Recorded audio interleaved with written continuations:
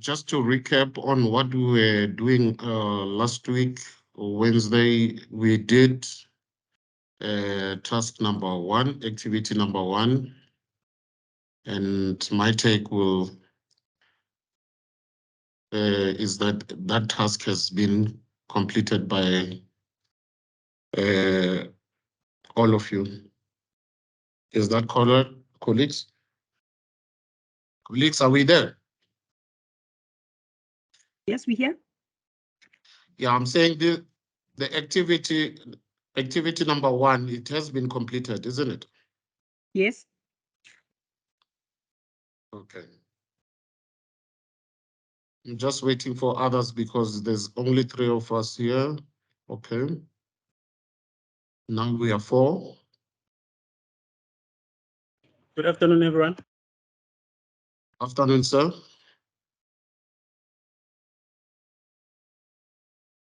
Supposed to be starting with this activity today.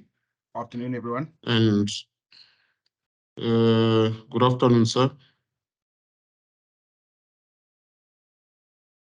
We did manage to complete this activity number 1. And then we did touch base on conduct procurements. We did speak about it, and then we did touch on control procurements.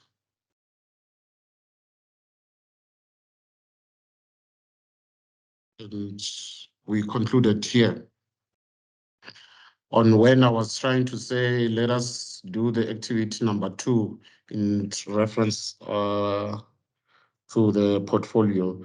So we're gonna kickstart here with activity number 2 because activity number 1, it has been completed. Before we can do today's session.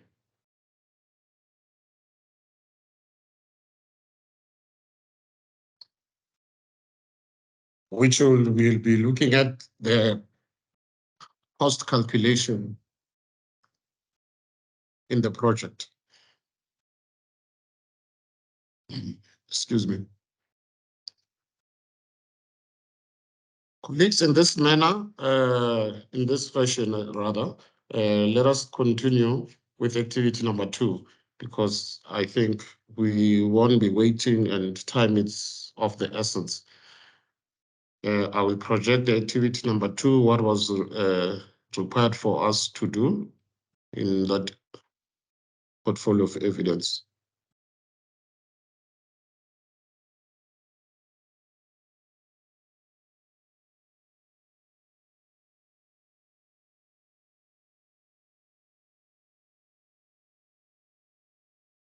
This is what you needed to do, create an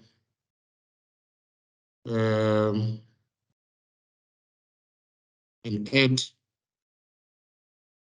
for you to get in a supplier.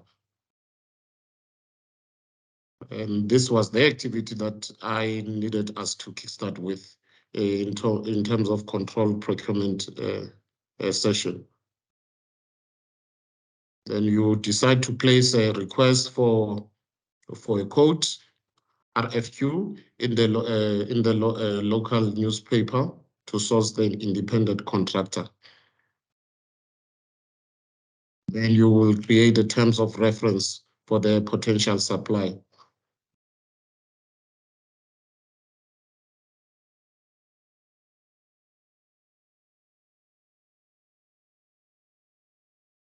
Colleagues, are we together?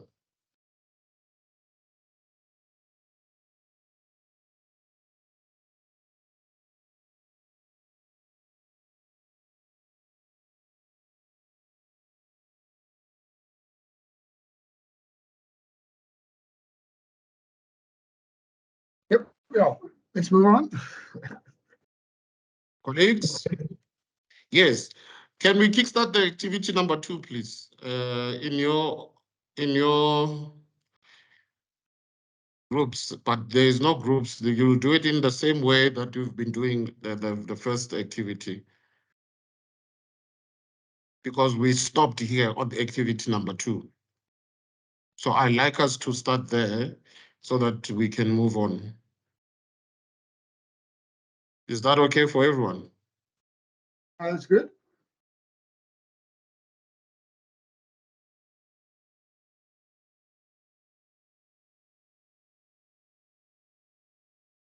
Okay, Gareth, off you go. Lead. Yes, please. Gareth, please lead. Guys, I'm not sure if you saw my message. I just gave apologies. I've got a few work constraints. I'm very short staffed. So I'm just going to be listening. I won't be able to be that responsive. Sorry, guys. Okay, cool. So Mark, you need to step up today. Mark Taylor, you want to lead, but have we got time constraints, gentlemen and ladies? Yes, please. Yes, indeed. We have limited time. And if we need to complete this, I don't want to fall behind when you are going to your second module.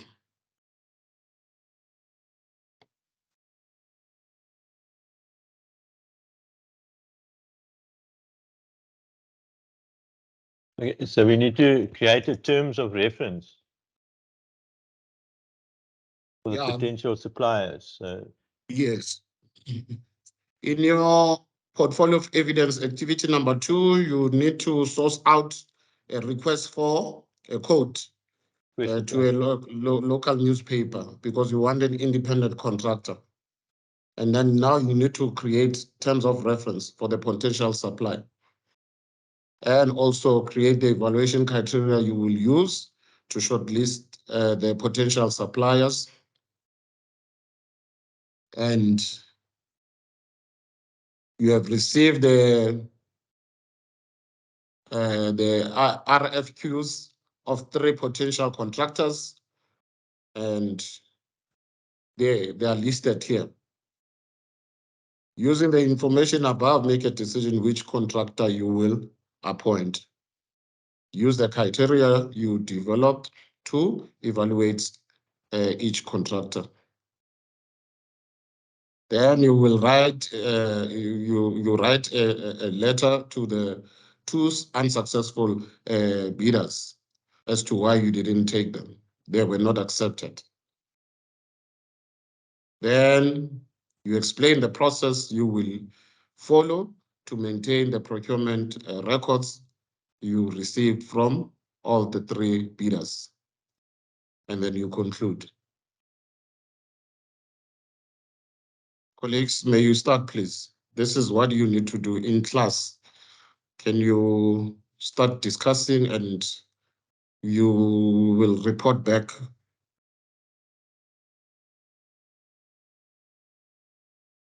Can I give you until 12:30? That's good. Okay, thank you. I'll mute myself.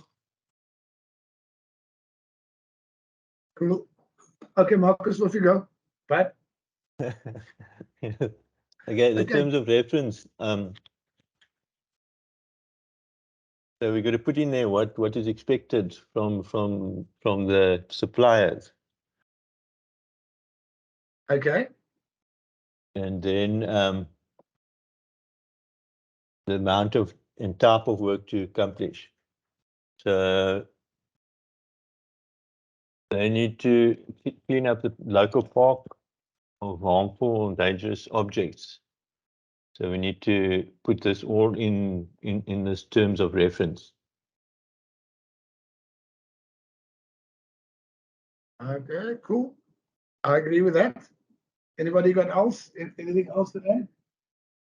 My understanding, what I'm reading here is basically we need to put an advert in the paper that's going to attract people to bid or quote. So before we can do that, we need to determine what is, for example, the scope of work that needs to be done. So we have to say what it includes, which is basically this dilapidated toilet that's going to fall over, and what you call it.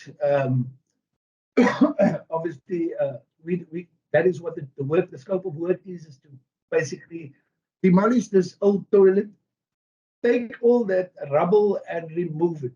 You know, what is excluded in the thing, we also have to state in this thing where we're asking people to give us a price.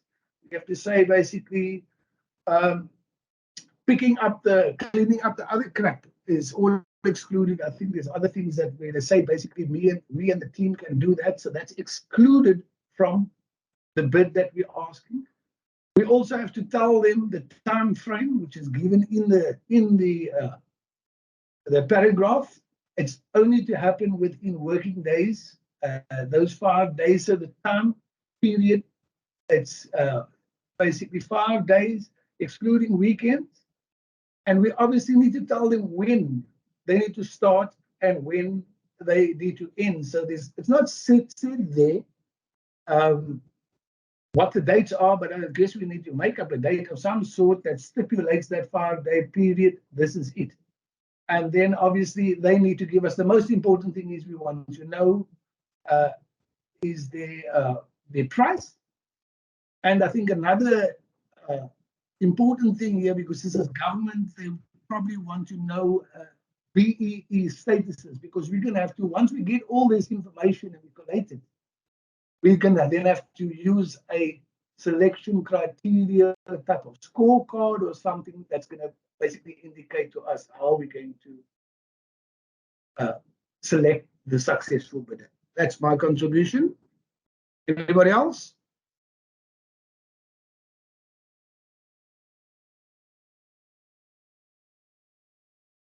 Hello, am I still on? Yeah, we're still on. So, hey, I'm not able to contribute much because I missed the session last week due to my network. Ne? But from what I'm reading is that you are running a project. So the project is running, and then you are looking for subcontractors who are going to demolish the dilapidated building. So I feel like obviously I'm not 100% sure if I'm correct, but you can correct me if I'm wrong. You will need someone who is experienced in demolishing buildings, and then number 2, you need people. You need the subcontractor needs to provide the human resources that will be able to push the work and be able to complete it in 5 days, within 1 week, within 5 days. That's how I'm seeing it. I know it's not much, but you guys can correct me if I'm wrong. Yeah, I agree with what you're saying. No, if there's any other contributions. If we look at how we did our other things, we basically used the 5 points that's there to answer. So we're still on question 1. So would we be able to collate or summarize what we've discussed here? 5 critical points to make up what they say in the terms of reference, the scope of work. Yeah. Will everybody be able to do that?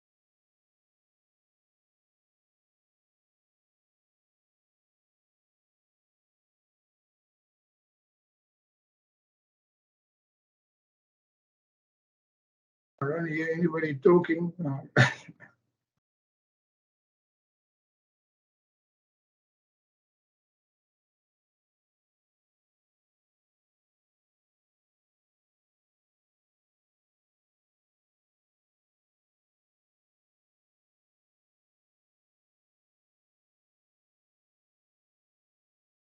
Yeah, I think what you said was right. We need to Can put we- those in for the terms of reference.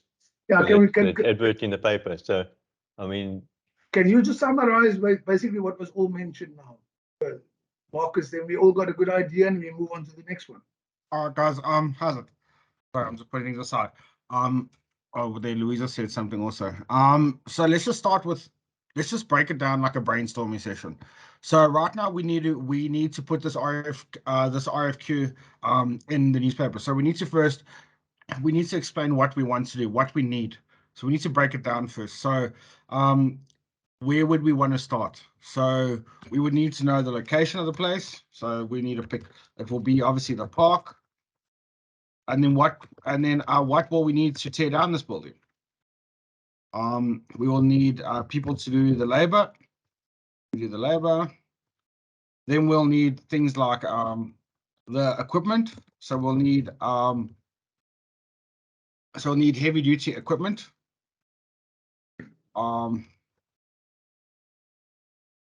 Guys, you can stop me or chip in, please. Look, my understanding is, Gareth, we're going to put an advert in there. So yes, that's a good point that you mentioned. I forgot about that. The location, we need to, I don't know if we need to actually say where this park is, but yeah, maybe that's an important thing. But in terms of how it's going to be done, we're just going to tell them we got this broken building here that is quite hazardous, it needs to be broken down. And how they come with their bulldozers and their slamming machines, whatever they do, that's their thing. All we're saying is we want it done in 5 days. What's the price? Remove the rubble, and that's the set period. And I don't know if we need to tell them the location already, but we're just talking about this one section, creating the terms of reference for the potential suppliers. I don't know if I'm misunderstanding it. That's my understanding. So we don't need to go into nitty detail about how they're going to do it. We want someone to give us a price. I know with government, there's always a triple BE component, so we would probably want that also. I don't know. Status, I don't know if that's going to affect the bidding, but basically that's the information. We need to get information from these people in terms of price. Can they do it in a set time? And that how they're going to do it is obviously you would like to know, like was said earlier on, these people must be experienced, and we're not going to take a person that's been camping all his life now and decided, hey, it's a building opportunity, let's go and demolish this building. So we're going to and a track record with the complete thing. How do we get all this information? By putting an ad in the newspaper. That's my understanding. And if you want to do it your way, you can do it your way. Just lead the group. I just gave my impression of it, because you can't get someone to do the work or to quote if they don't know the scope of work. That's basically what an RFQ is. We need to know what your actual requirements are. So we can't just say you're coming out to demolish a building. Do you need health and safety? Do you basically need equipment? Do you need how many people do you need for this task? There's a whole bunch of scope that we need to describe to them in order for someone to respond with a quote to you. As well as, do you need somebody there to basically remove all of the rubble? This is the picture I'm trying to paint to get towards the 5 points. Oh, okay. But do you understand what I'm trying to say? Yeah, I understand what he's saying.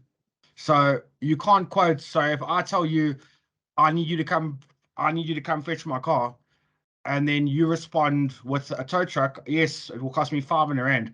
But now I haven't described to you how far it is. I haven't told you that all 4 tires are flat. I haven't told you that the car's parked behind our house, which we need to obviously open. Yeah. We need to cut this gate. Yeah, So that will be the location. Okay, I agree with you. So it's all of these qualities that we need to describe. So someone will be able to respond with a quotation, and then obviously the government will obviously elect the best candidate around it. I'm not sure if everybody agrees with me on that. So that's the whole sort of objective I was basically in. So if you look at it, this building's basically sitting there. It's basically destroyed. So now you can picture the building. It's obviously got an old roof on it, so we can't just tear it down just basically willy-nilly. So we're gonna have to get a health and safety on site. We're gonna have to get some sort of contract surveyor on site, because they need to basically assess which way this building's going to fall, and to make sure that nobody gets harmed. And then with that, how many people do we need to basically do it? We need 4 people probably to basically demolish by hand. Then we need someone who's got experience driving a sort of excavator. There's a lot that goes into just demolishing a building or doing any sort of work task. So that's where I was getting for it. I going for it. So that's it. So I've obviously done the location. I've put people to do hard labor, an experienced excavator. An experienced excavator. Sorry, I'm typing as I talk. We need a heavy duty equipment will be required. This will obviously be like a jackhammer, as well as the excavator. And then health and safety will, and then we'll need a health and safety representative, as well as safety equipment for all people on site. We'll need a contract surveyor to assess the site. We will need rubble removal. And yeah, that's where I am. So I was 1, 2, 3, 4, 5. That's 6 points I've got. Anybody else want to weigh in there? We can move on to the next question because we have a clue on what we need to do on the question. So in order to save time, I must move on to this next question. Okay, but how do you think that we're on the right level, or because I can see Mark has a bit of a different view of it. What's your view? As I said, I missed the session last week, but so far from the points that you guys are giving, I agree with you guys. Missing the session last week is no excuse. Yeah, I agree. I agree. You both, Gareth and Mark, yeah, both have valid points, and I think they will. This is now just for creating the terms of reference for question 1. So yeah, I think we can move on to the next one. All right, cool. Mark, you back on. Bye.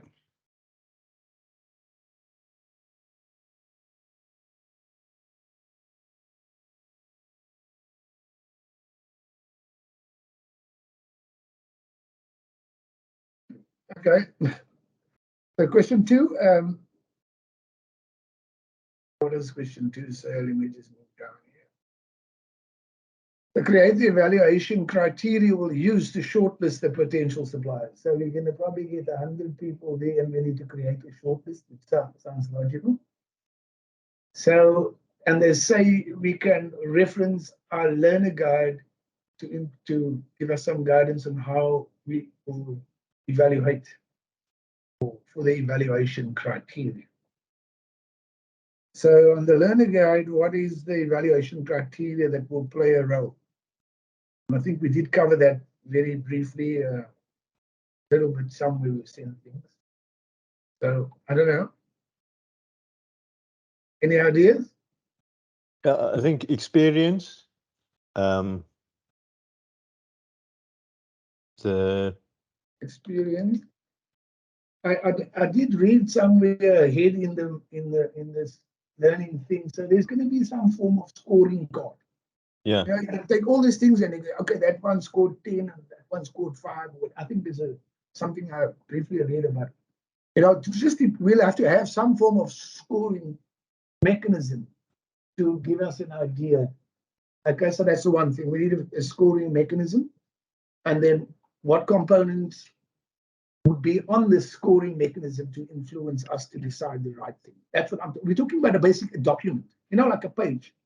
Okay, that one gets 10. There's functionality, price, and BBBEE. I think that's what I also read about. So you're saying functionality? Yeah, functionality, price, and then BBBEE status. Okay. Price. BBBE status. And we also mentioned experience or a track record, that they're not just some company that just woke up after a good day's fishing and decided, let's make some money. Yeah. Okay. So in other words, a truck record. So that's about 4. We need like 5. Is it another? Anybody got another one?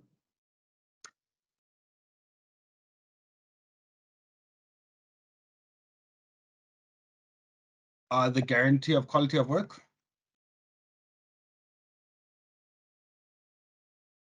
Okay. They should also be able to produce a reference list that will ensure that we will use to ensure that the experience that they say they actually have it, and then they've worked on the projects that they say they worked on.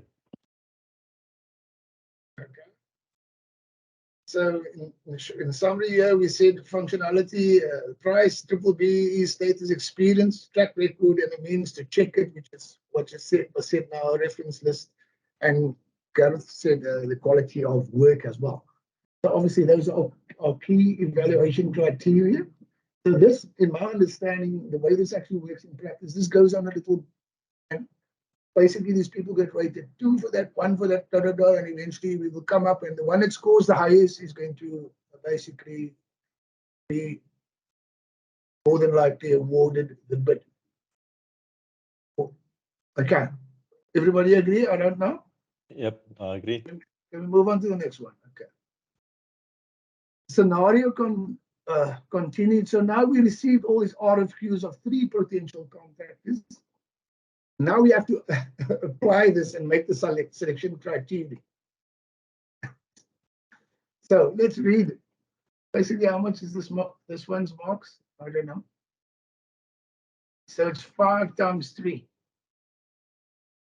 So basically, we would have to say how we're going to. I mean, if you had looked down here, we could see already the criteria. It's also in here that we mentioned in question 2, I think. I don't know if you guys agree. Okay. So contractor 1, we receive these 3 RFQs. Local community member with a strong vehicle who will demolish the building by first knocking. This is his plan of action, Gareth, basically. It down using hammers, then remove the rubble with his own truck.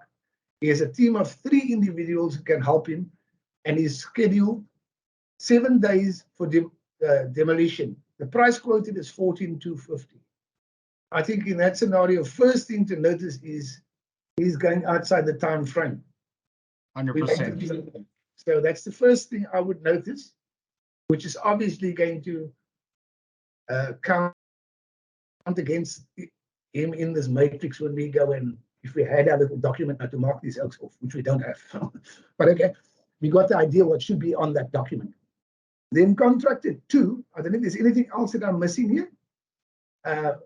In terms of how he's going to do it, is there anything else that stands out, guys? On the first one. Besides that, he's going to take longer than the asked for time, which is 5 working days. Now, I think that that he's going over the time already. That will most probably disqualify him. Yeah, so what I've done is I've basically highlighted 7 days for demolition in red, and then I've highlighted the price in green because that's the pro. So obviously those are my pros and cons regarding that sentence. And then also as well, he's going to use his own truck. So that means he's only got 1 truck. So the dependency is very, very strong on the success rate on his truck, and also what can his truck load. So those are the 2 negatives I put in, but the price is obviously a positive. Okay. It's stranger. I'm looking at the price ranges. One is 14,250, the last one is 15, and the other one's about 34. So I don't see any mention of this track record or anything here. So clearly that couldn't have been in our terms of reference that we wanted, but okay. Let's read this. A well-known construction company. There's a big clue. Now let's read the other one. Local community member with a strong vehicle. So a well-known construction company and a local community member with a strong vehicle. So I don't think this has got any experience. He's got a strong vehicle. He's going to get a couple of guys together. He's in the community. It's probably going to stand him in good stead for his triple BE. But that's the key thing. He's just a local community member. He hasn't got a business. There's no reference to that he's done this before. They have no experience. Yeah, no experience. So that would have been in our. So that's something also I think we should highlight. I don't know if you guys agree. Yeah. The contractor 2, we know, is a well-known construction company. So this guy is obviously well-known. It's good if you saw the name, we could actually just see if he's well-known for good work and not shoddy work. But okay, we know this guy has done it before, contractor 2. He's done it with large construction vehicles, Gareth, as opposed to the one you were talking about. And a team of 6 experienced members. So this guy is, he does this all the time, you know, from everything that they say, but obviously we still need to vet this. But from the sounds of that, that sounds like your number 1 guy. The vehicles will knock the building down, pick the rubble up and remove it using a lorry. The company schedules the demolition to take place over 2 days. Wow. The price, however, is 34,500. So just look at those 2 difference of those prices. This is double. He's double going to do the work in half the time. This oak, we'd actually need to see if this oak is going to, how he scores on triple BE. Whereas, the other one, I don't even think is a business. I think this is just a guy that's going to just do the work, which is might score him well because you want to generate work in the community. I don't know, but okay. Anything else you guys want to talk about there? Those are key things. So there we're saying. Yeah, no, he's well known, but his price is a bit high. So I think that might. His price is high, but he's going to deliver it in half the time. Half the time, yeah. Everybody's experienced here. These guys, they never just fell off the bus now the other day. They've been doing this all the time. Obviously, if we get the name of the company with the bid, we would actually be able to verify that this is so. We could see their reputation. Maybe if they got a site or whatever, we could even get their triple BE statuses and see if that will stand that company in a negative state or not or whatever. So those are all criteria that I think influence our selection of the final bidder. And then contractor 3. I don't know if there's anything else you guys want to talk about contractor 2. Nothing else. All good. Contract. Says Gareth. I said I'm all good. Basically agreeing with you guys. With contractor 2. Contractor 3, a small construction business owner from the city who will use small explosives, controlled and according to health and safety procedures, to demolish the building. All of his team members who usually assist with construction will remove the rubble using 2 small buckets.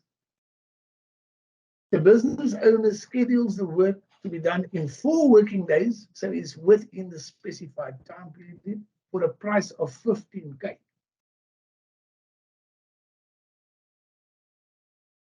So here we go. This is a small construction business owner. Okay. And he's going to use his equipment with small explosives. He's going to blow up the building, controlled and according to health and safety procedures. Does that pose a risk? I don't know. How do you control it? It's not going to bloody blow up someone's windows next to the park. I don't know. But it states there. So it's going to be controlled. So normally when any explosives or anything construction is in a controlled environment, so they'll obviously ensure that everybody's evacuated from the area.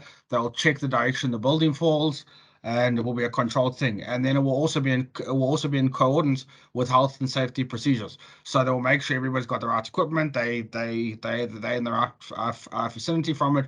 So for me is the explosive is obviously a faster method, and then obviously they have basically all the appropriate people on site, and they've also looked at all the appropriate measures to get this done.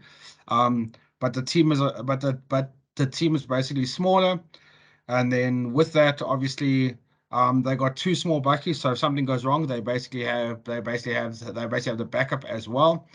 And then the business owner is scheduled to and they'll basically do it within 4 days.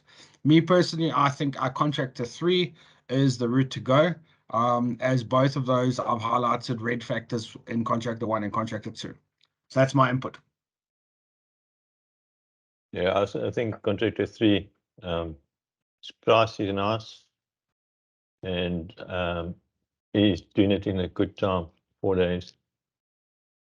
Why do you guys think that contractor, the other 2, the one seems like just a fly-by-night guy who's just seen an opportunity to make some money. The other one is price is quite close, but why would this contractor 2 has got all these things? Why would his price be almost double? There's And big lorries. That's the thing.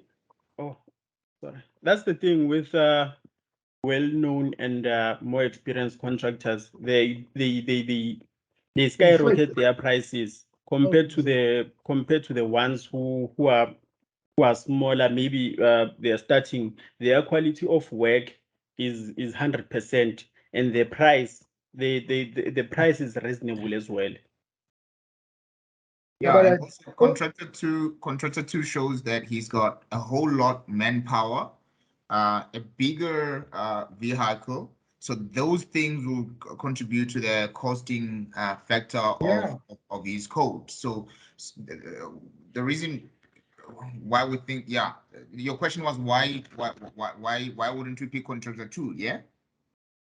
Yeah, I said, I'm just asking a question. Why is the price different? And I think you've just answered that now to me. So in the end of the day, if he's got a far bigger team, he's got 6 experienced workers, pickup dingers, and the vehicles will. And so, how big is his team? Is he actually making more profit, or is it because his team is bigger? And He's actually doing the work in less time. So he's doing it in 2 days over the others who are doing it in 4 days. And everything will be done much quicker. And remember that when if you can do something quicker, you will make a little bit more profit. And yeah.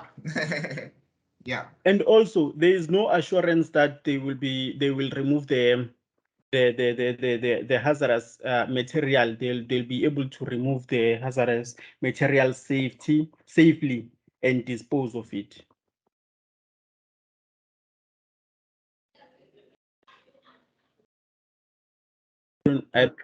Was that part of the criteria? Obviously it says that there's hazardous material. Obviously, when you need to do the project, you must be careful of that hazardous material, ensure that it doesn't spread, and then you must ensure that you dispose of it safely. Yeah, and you guys must note that that guy 3 is going to involve health and safety. Yeah. Okay, guys. So in summary, we pointed out quite a bit of things here now, and I think we need to move on. So, who says contractor 1? It goes for contractor 3. Who says contractor 2? I'm actually tending to, if this guy, I hear that it's a very good point that that well-known, what you call it, obviously it could be inflating its price, but I mean, if it wasn't for the price, contractor 2 would have been my choice all along. If I could find a means to see that he's not ripping me off with his price, as big companies do, he would be my favorite actually. But look at this guy, he's knocking the building, he's knocking down the building with a truck, bro. Like, come on. Where is it? Yeah, they say it's right there. The vehicles will knock the building down. Yeah, but I mean, we don't know it's a truck or a car. You don't know. How do you know it's not this bulldozer thing that can push a wall over? I don't know. But either way, even if we don't know, that's not a way to demolish a building. Yeah, because it's also a health hazard as well. If in case something goes wrong and the vehicle is injured, so that 2 days won't be enough as well, because they still have to go up and go and look for something else. So if somebody's got a plan and already it's stated that it's gonna work and they're following processes and procedures. Yeah, it's risky for the driver as well. What if one of the bricks falls and then goes through the windshield and hit the driver? You see. But again, if we look at it on a secondary eye, it says he's a well-known construction company, right? So he might Yeah. have a wrecking ball, and that will also add to the negative on it will be the price. If he has got a wrecking ball and that crane to wreck the whole thing, it's unnecessary expenses. We can do with the saving of that 15 point something thousand rands. So the reason why is because the other guys have got explosives that are controlled, so they will not hurt anybody. They are within health and safety measures. This guy has got too many vehicles that are going to be working on this thing. So contractor 3 will be a better bet when it comes to saving money and doing the job appropriately and controlled. Okay, so that's another one for contractor 3. Okay, guys, we've got an idea of what we're going to say here. I think that's enough. Is there anything else we want to discuss on that?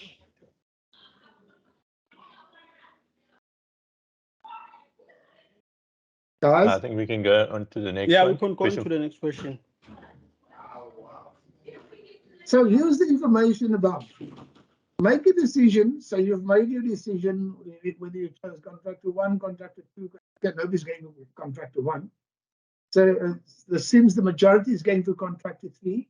But we need to use the information about make a decision, and we've now appointed our contractor. But now, I think in the end, we need to let the guys know why they were successful. We write a letter to 2 unsuccessful bidders where you explain the reasons the RFQs were not accepted by you. So in short, we would have covered that. Can someone just summarize why contractor 1 will not get the bid?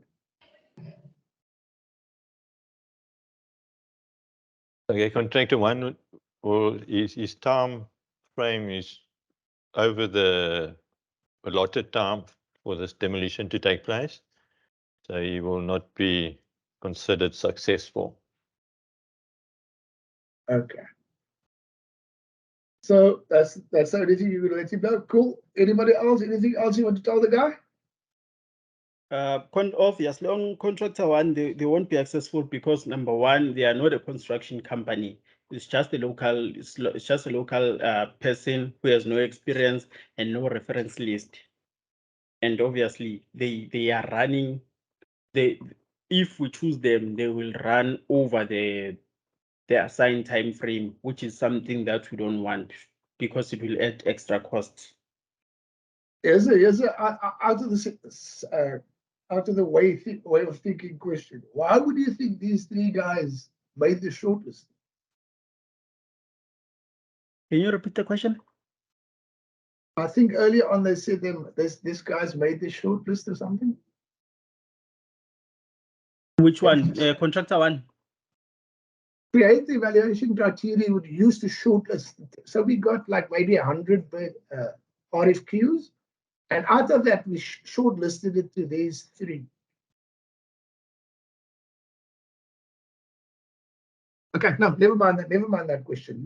We've used our criteria we set out, and we came up with these 3, which means they must have met our criteria.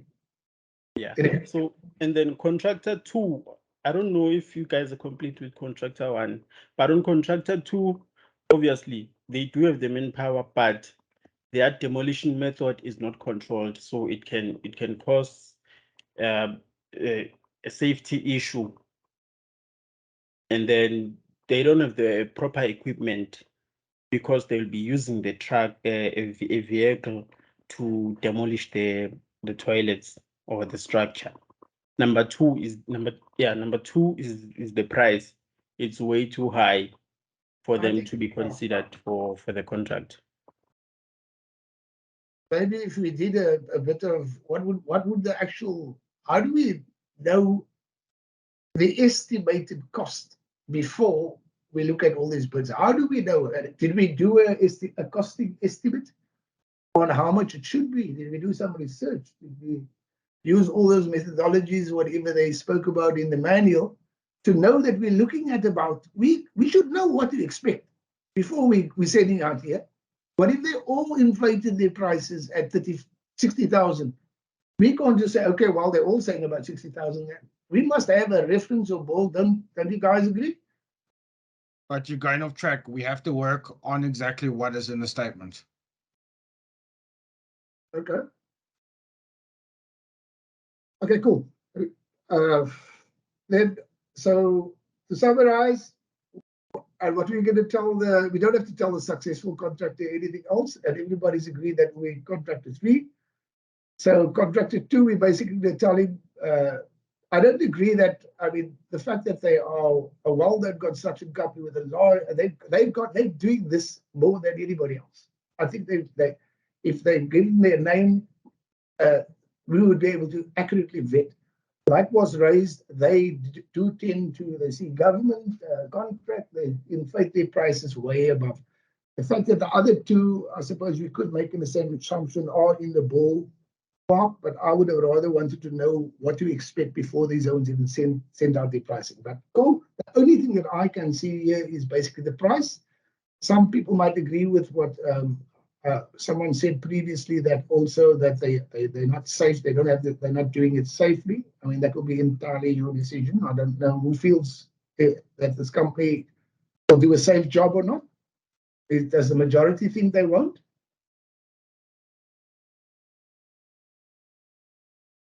Does?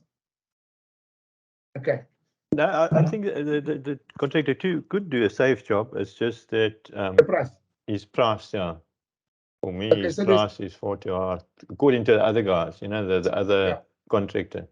So in summary, the one thing we all agree on, let's take that, the price is a bit far-stretched. And the reasons given were quite good. I remember us discussing that before. Is that it? I think that's it. We write a letter and then we are done with that. I see initially. I'm not changing that thing. I'm just thinking, oh, here's another one. Explain the process you will follow to maintain the procurement records you received from the 3 bidders. So somewhere in the manual, can someone give us an idea? What process are we talking about? Obviously, we have to be able to justify or ratify the decision. So this is, we need to keep records so that there's clear evidence that there's no indication of foul play. I'm giving it to my buddy who's living down the road or whatever. So that's why we need to have these records. So can anybody find what they talk about this in the learner guide in terms of the process you will follow to maintain the procurement records you received from these people? It will be somewhere in that manual on the lesson. I just haven't looked now. Can someone look? You evaluate whether the terms and conditions have been met. Hmm? Evaluate whether the terms and conditions have been met. Yeah.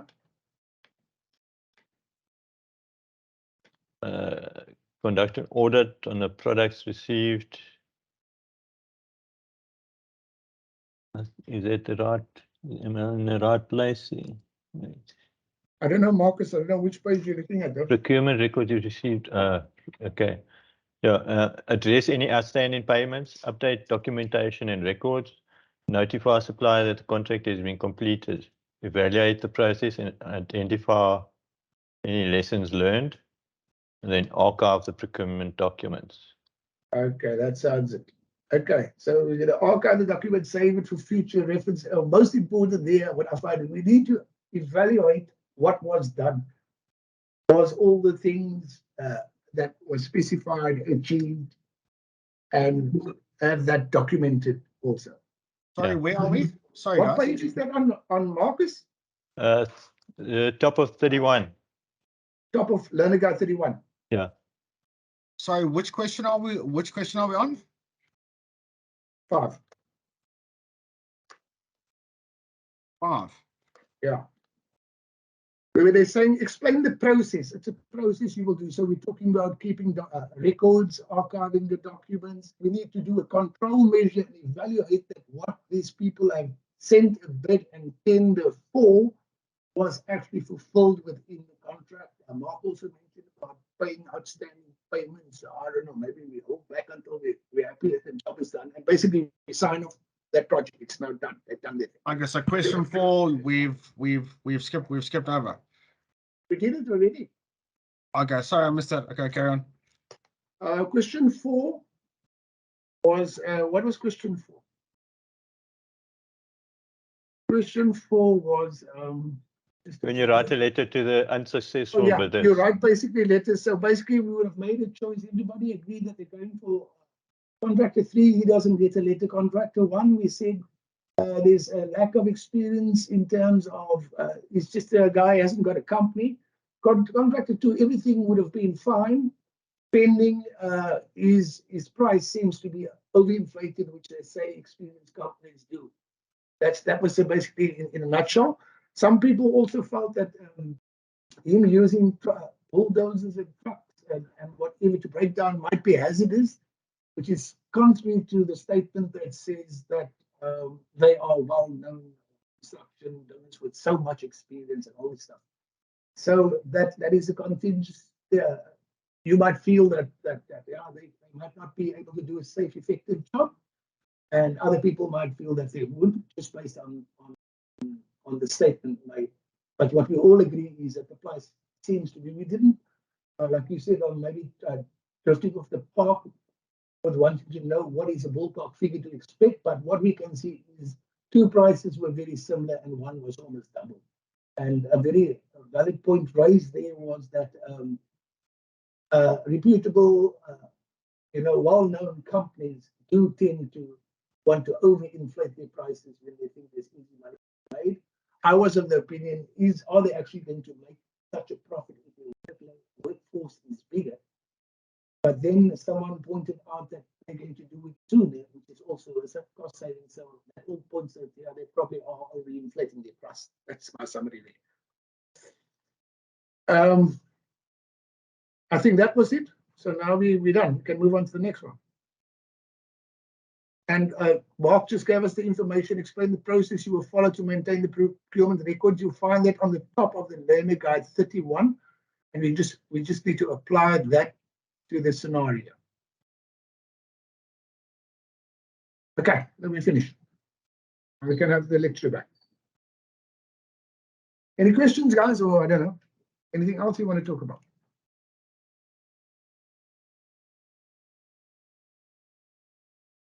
Hello? No, I think that's, I'm all good. Okay. Well, I think we're over time. 12:56 on my time.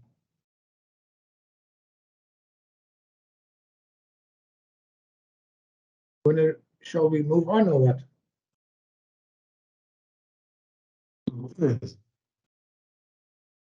I think I gave you an ample time to do this activity. And yeah, who wants to talk through this activity and tell us what you have been discussing, and then on the way forward as well, and whether or not did you answer the question as to what it was seeking for us to address.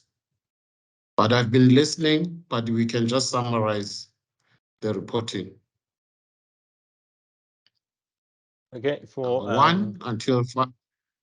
Sorry. Okay, we got to create the terms of reference. Question 1. Yeah. Yeah. Setting out what is required from the bidders and that. And then question 2 is how we're going to evaluate that criteria on functionality, price, experience, etc. Question 3, the 3 contractors, the one was not an experienced guy. and he was going over the time. Contractor 2's price was too high. Contractor 3 was in a nice, comfortable zone. He was within his time frame, and his price was all right, and he had health and safety on his side. And question 4, just write a letter to the 2 unsuccessful bidders stating why they were unsuccessful. So with contractor 1 was his time frame and his experience. Contractor 2 was his price was too high, and maybe but it wasn't, his demolition wouldn't have been up to safety standards. And question 5, explain the process, maintain procurement records, when you evaluate the terms and conditions have been met, conduct an audit on the products received, address outstanding payments, and that's it. Okay. Interesting. Interesting how you looked at it, which is something that in any project will be applicable. And you are in the right path, but now I'm worried now. Everything that you were discussing there, it should be exactly what you need to do on this activity. In terms of reference for potential supplier, obviously you need to beef it up and or with the risk assessment plan as well. Remember here, in this scenario, there are hazardous things that they need to be disposed somewhere else, not in the landfill site. The landfill site doesn't take the hazardous things. So in terms of reference, when you seeking for that potential supply, be mindful obviously about the risk as well. How are you going to manage that risk? Because all those things that are hazardous and they can be hazardous to the community and not everything will go to the landfill site in terms of the rubbles and how you gonna mitigate that that plan. So it needs to be in detail, colleagues. Now we are summarizing what the activity was seeking us to do. As well, when you go to evaluate the criteria, you need to have someone who's knowledgeable about part of that project and who has done it, who has experience. Those are the things that you will be looking for.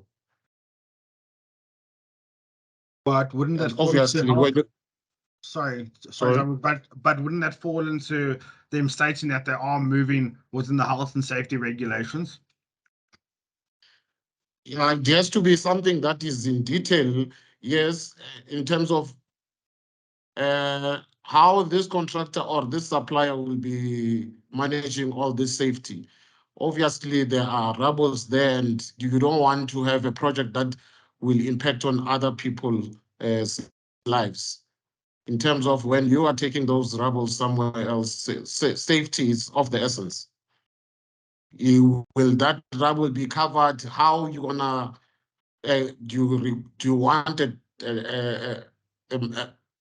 the truck that is covered on top, or you want an open truck, and how you gonna manage that those rubbles not to fall on other people's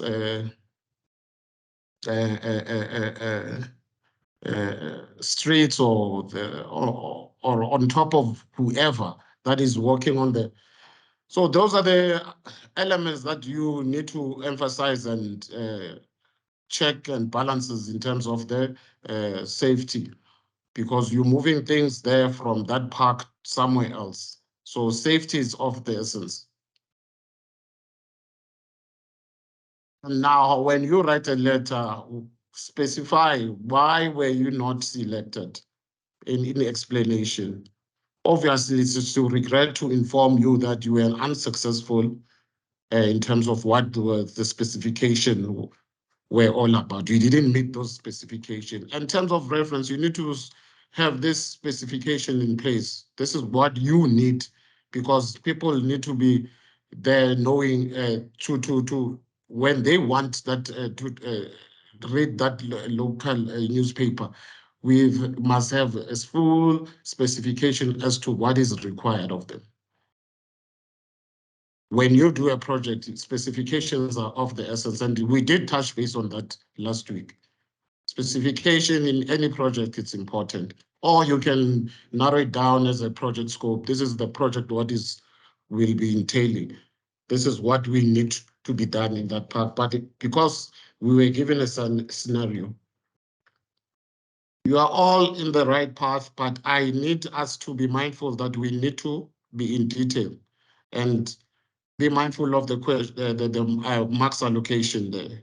2 times 5 is equals to 10. So you need to write that letter straight to the point. Company X, Y, and Z, we regret to inform you that we were not successful in the RFQ requirement of this project X, Y, and Z, and therefore keep on trying for other projects, and yeah, at this time it's not the right time for you and you were not successful.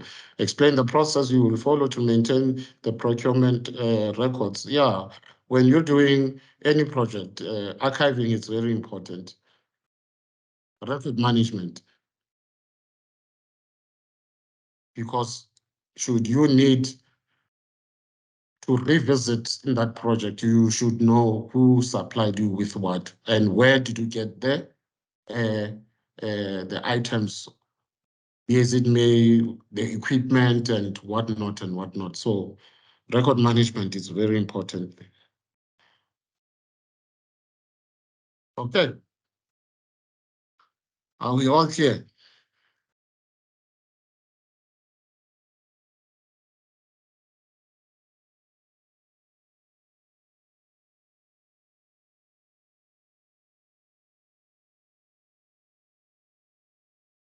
Thank you. Let's continue, colleagues.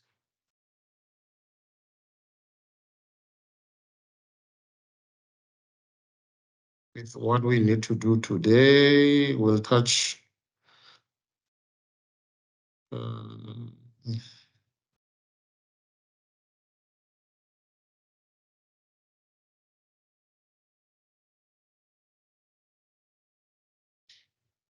we conducted this last week, the stages of the project processes. I'm not gonna say much about it. Of course, in any project, you need to control procurements. And this is exactly what we were trying to do in that activity. Controlling the procurement process means controlling the suppliers. And that's exactly what that activity was unpacking for us as well. As mentioned before, the procurement plans forms part of the project plan. And as the project progresses there, procurement must be controlled by project managers, which is yourselves.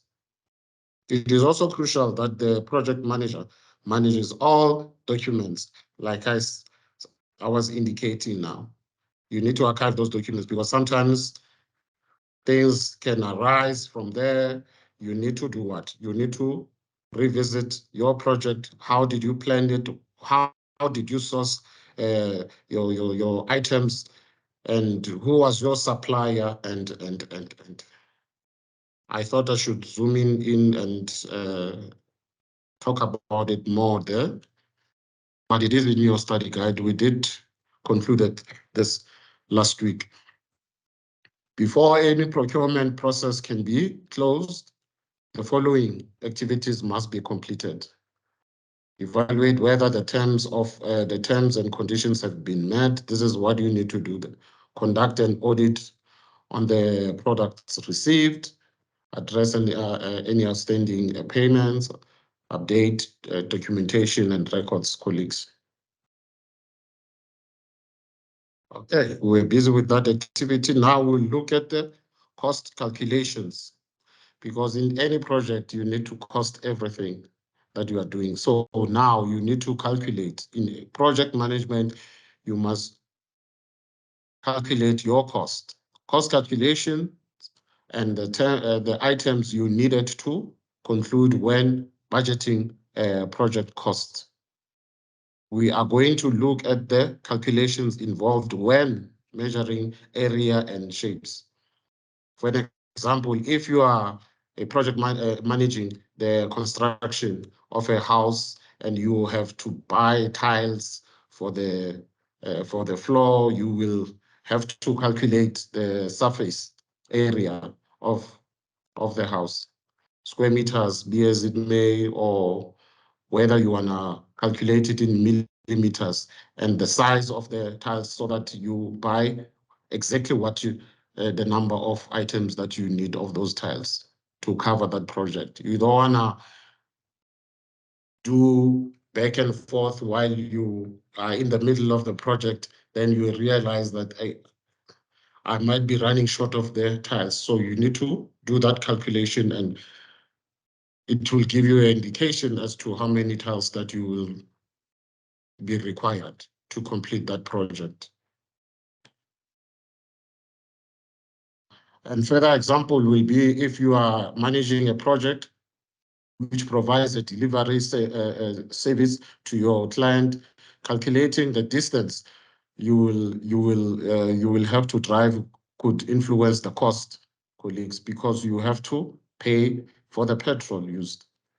And obviously in that activity, when you do your specification, you need to know the supplier, is he gonna be able to cover the radius to do for the dumping and whatnot. So others might come and say, I'm gonna dispose the items at the 100 kilometers. Is it worth to give that person that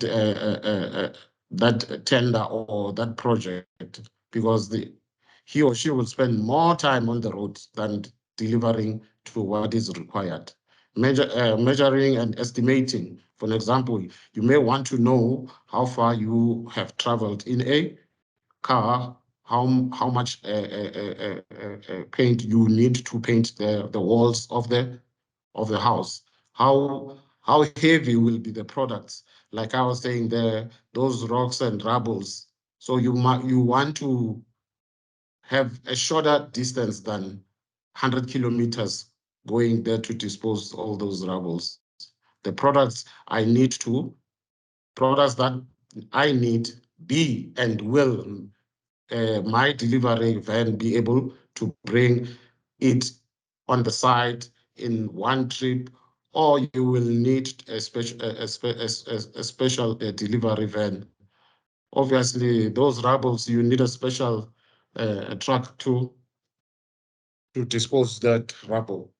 Length and distance. For an example, the length of a window will be the distance from the side, from the left side to the hole in the wall.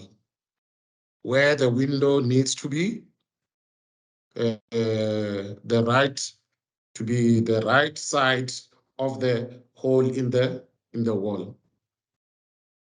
So the distancing and measuring is of the essence. Is very important in any project. And of course, when measuring instruments and the units we use for measuring length as the length are as follows: kilometers, meters, centimeters, millimeters. You will want to check whether or not when you are measuring the distances, you are using which other form of measuring lengths, which will be those ones. A kilometer, that will be for traveling. If you are using a car or a truck or whatever, meters, then when you wanna check how many meters do I need to cover for that project that is required in terms of putting the tiles, or you wanna use centimeters or millimeters. In order to have the accuracy and avoid confusion in measurement, we need to convert one unit to another. Like for instance, we do not measure the length of a pencil in kilometers. It's very impossible. In such a case, one have to convert kilometers to centimeters.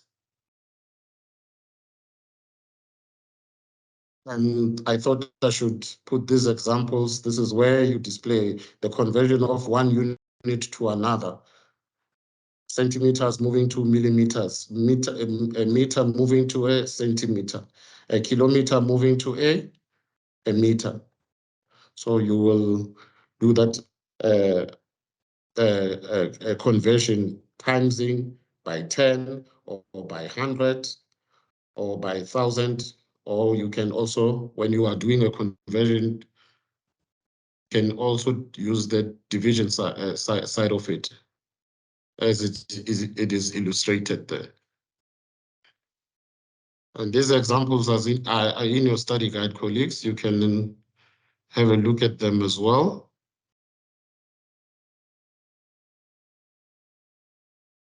And also when you are looking at volume conversion, if you have a 5 liter bucket of a paint and with 2 liters for a paint left inside it, the capacity of the bucket is 5 liters, while the volume of a bucket inside it is 2 liters.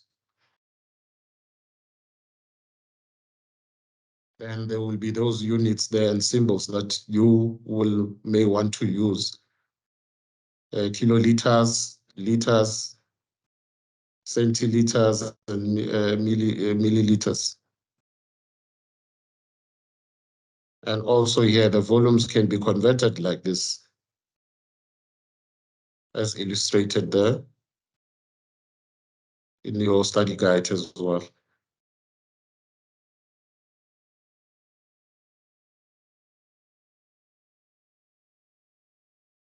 Weight and mass conversions as well. They're illustrating it like that: tons, kilograms, grams, and milligrams. You can also convert it the way they are illustrating it there, if you come across to the conversion in any project.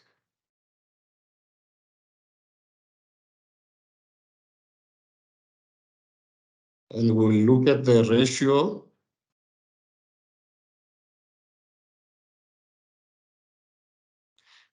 A comparison of a 2 or more numbers that are usually of the same type of or measurement. If the numbers have different units, it is important to convert the units to be the same before doing any calculation. And you want to do what? You will write the numbers in a ratio with a colon between them. For an example, if there are 8 employees who travel by bus and 12 employees who travel by a taxi, then we say we have a ratio of 8 employees traveling by bus to 12 employees traveling by a taxi. We can write it as 8 to 12, as illustrated there with those columns, 8 to 12. We can also simplify this ratio to 2 to 3 by dividing both parts by 4, and it is important in which order you state the ratio. A ratio of 1 to 7 is not the same as a ratio of 7 to 1.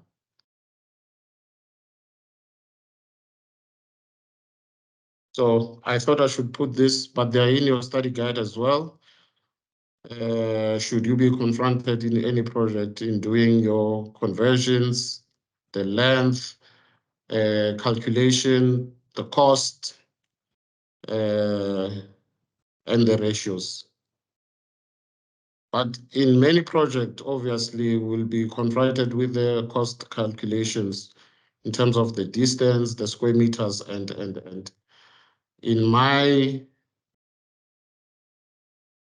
experience. I haven't been confronted in any project where I have to do the conversion of volumes, the mass. Yeah, I haven't.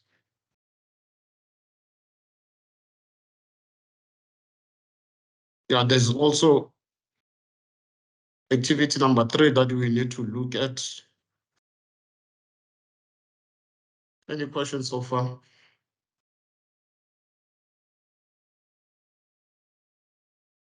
Colleagues, activity number 3 is required for us to do this in terms of practical calculations.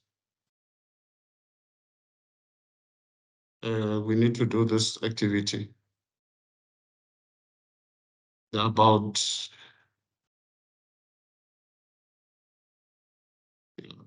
8 questions.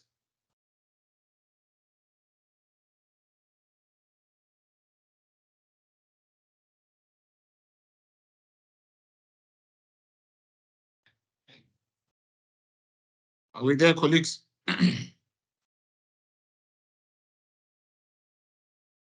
Okay. Yeah. Yes. Yes, can we do activity number 3? It's about calculations. You complete that activity and we do the reporting back, because there is what we need to an area and parameters as well that we need to look at. And these are the examples there.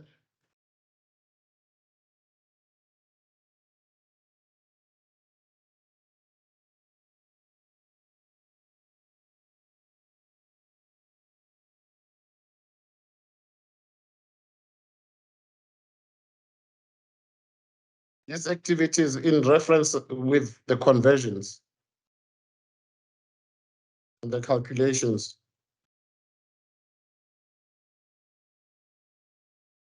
Where you can use kilometers, meters, and how you do the conversion. So you need to do that exercise, colleagues. And I put the examples, but they're in your study guide as well. How you convert a volume, doing volume conversion. This is how you do it. Where there's millimeters and liters conversions. Weight and mass conversion, the tons, kilograms, grams, milligrams. And I gave examples there of ratios. How do you distinguish the ratios? And that's where we are now.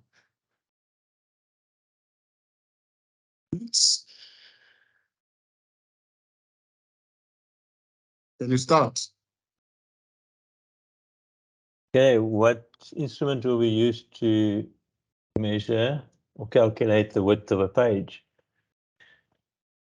A ruler? Yes. Okay.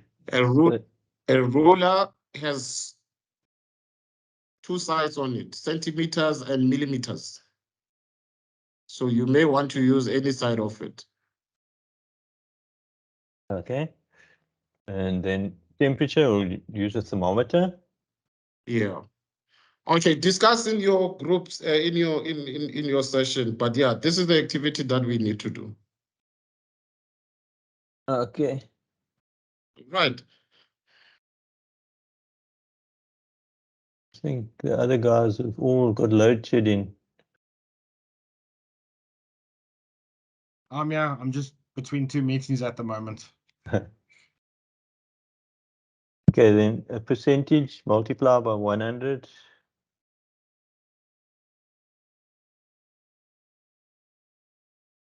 Have you catch me up to speed? Okay, we're on question, your learner guide for evaluation criteria. So cost equipment, no, wait, I'm on the wrong thing here. 3. Sorry. 23. What is the instruments? The width of the page.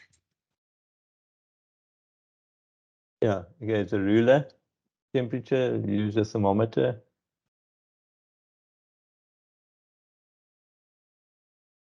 Percentage, you multiply by 100. No, two. Percentage, you use a calculator or arithmetics.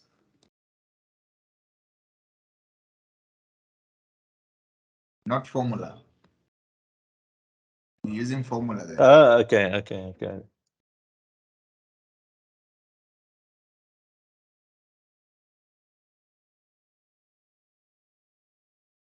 Why doesn't Chile lead this one? No. Nah, come on.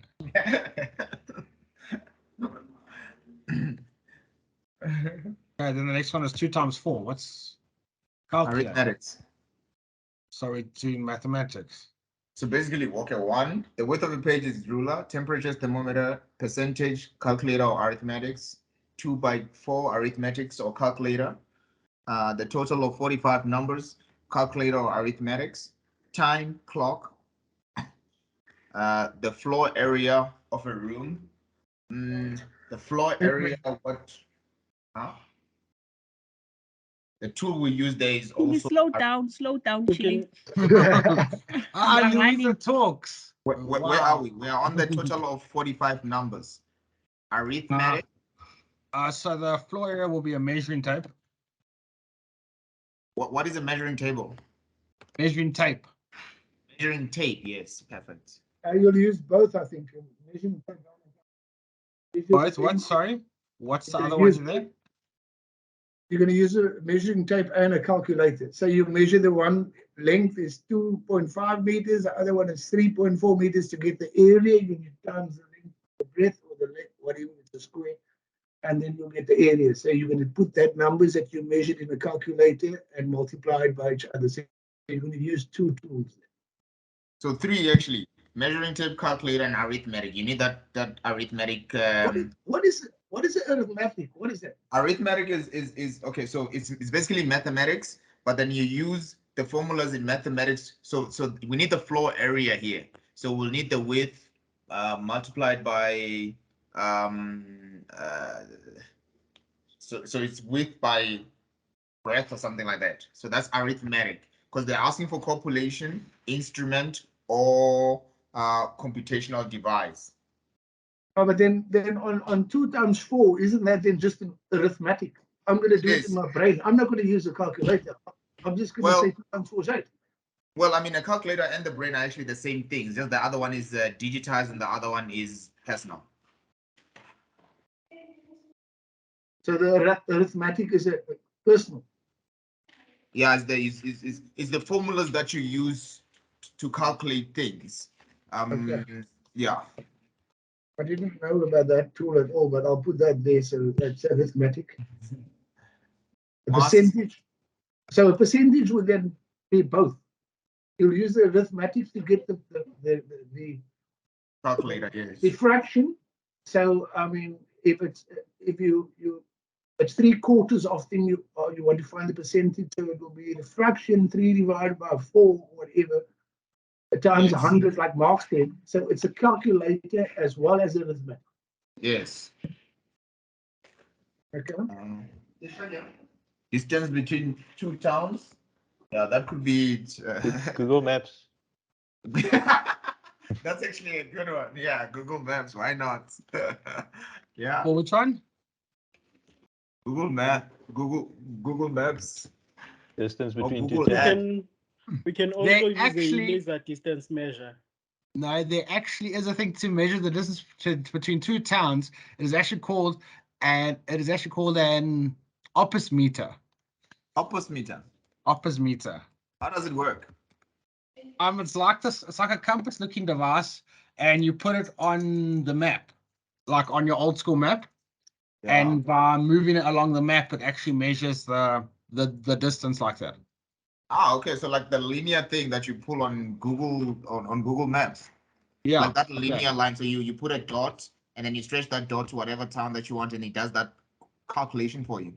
Yeah. So this is like more of it looks like a compass almost, and you basically push it along the map lines, and it calculates it. How do we spell that? OPPOS METR. OPISO meter. OPIS. There we go. Someone's got it. So, but Anthony's already Googling. Yeah, of course. Use all the tools. But who measures sugar in a sugar pot? Come on, people. You can, so that you obviously use a measuring cup, I would think, or you can also use a scale. But why would you be Fair enough. measuring it in a sugar pot? Why are we measuring it? Like, I do not pull a mark. We're not gonna ask these questions. We're just gonna answer it. a scale, yeah, I think that will work. I think they Measuring wanted a cup. teaspoon there. They want a teaspoon, but let's give them a scale. Yeah. Because that measures the weight. You have to measure the weight of it, and then you have to count. No, wait, a scale might not work with a measure with the sugar, because then you have to measure an individual grain first, and ensure the scale. Measuring cups, guys. No, no, No, man, listen. Yeah. What do you The do? sugar is is you in the think pot. about- Everything at the same time. You're probably going to use it for coffee or tea. So I would say the tool used there is a teaspoon. 2 Yeah. teaspoons of sugar, 3 teaspoons of sugar. Yeah, you can't use a scale, even though it sounds quicker. It won't work. Okay. Ready. Oh, now I got to jump into another meeting. I'll be back now. I just need to give Solo. Okay, let's move on. Using the figure below, convert the following measurements into meters. So we know that there is 1,000 millimeters in a meter. So in short, we need to divide those two things, those three answers there by 1,000 to get it in. Oh, sorry, not 3, because that's in. And there's 100 centimeters in a meter. Okay, so let's start with the first one. 100 centimeters in a meter. So to convert 280 centimeters to meters, we're going to have to obviously show how we got our calculation, which is basically divide, let's say something like centimeters to meters. There's it showing us the centimeters to meters to centimeters or whatever. Meters to Centimeters centimeters. to meters, you divide by 100. Centimeters to meters.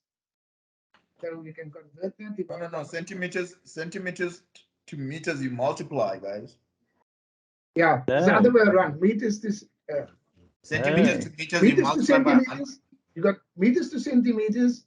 You got a times by 100, and to convert centimeters to meters, you divide by 100.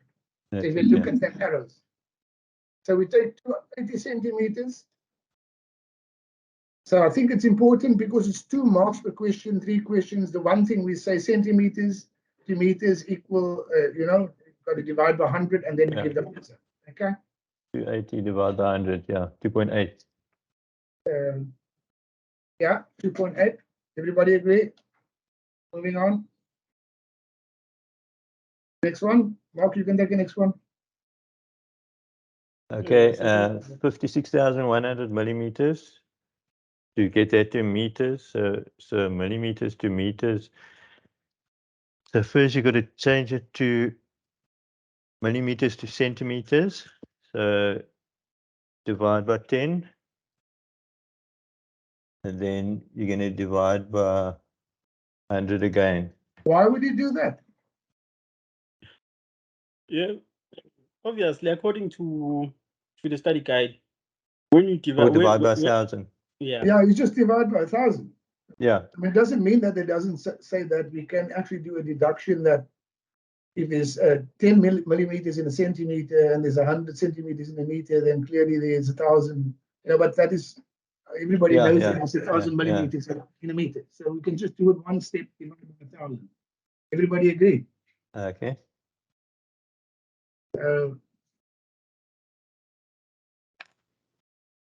Next one. And 3.7 kilometers to meters is you're going to kilometers, meters, you're going to times by 1,000. But what was B's answer? Sorry, I missed that one. 56,100 divided by 1,000. 56.1 meters. Yeah. So it's divided by 1,000. Okay, cool. Yeah.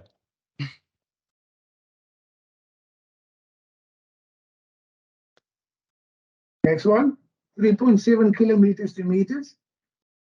So how many meters are there in a kilometer? In a kilometer? 1,000. You have to multiply by 1,000. Yeah. Yeah.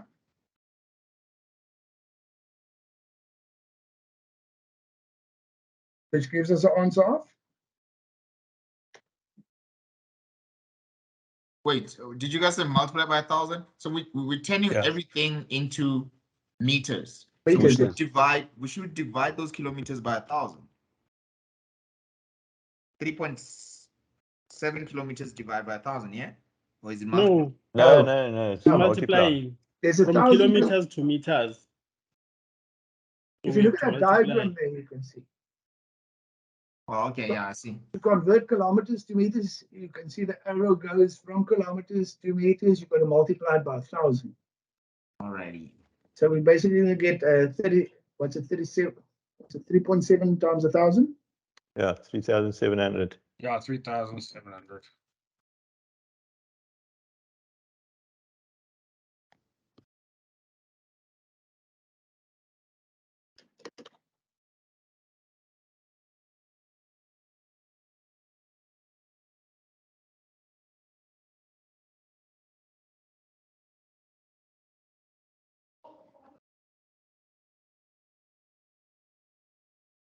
Okay, so we move on.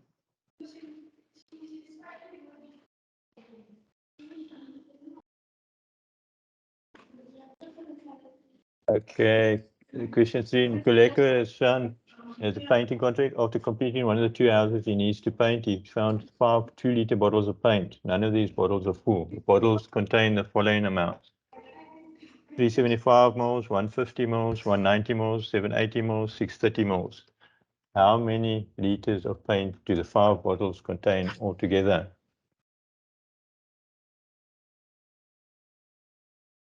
Okay. Off you go, Mark. We're listening. So basically, what you know is you got to add the Yeah, you got to add all add them, those but together. most importantly, they all have to be in the same measurement to add them. You can't add liters. I suppose you could, but if you know, but we want them all to be in milliliters, which are now. So we can add them all together. Yeah, you can add them all. It's going to be 2.125 You're answering in liters. in liters. Yeah, 2.125 liters. Liters. Okay, cool. Next one. So sorry, guys. Where we question how many liters point to the 5 bottles contain together? Is that where we are? Yeah, how many liters of paint do the 5 bottles contain altogether? Yeah, so you add them all up and it's 2.125 liters. Yeah, what you should notice there's also there's 2 marks there, so we're going to add all that. The answer is going to give us basically 2,125 liters. Then we need to say that Divide by, yeah, 1,000 milliliters. to Sorry, get, then we need to divide it by 1,000 to convert it to liters to get 2.125.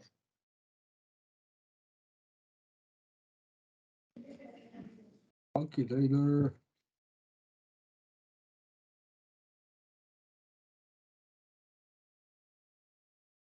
Louisa, you still with us? Or must you talk faster so you can talk again? I'm here. There we go.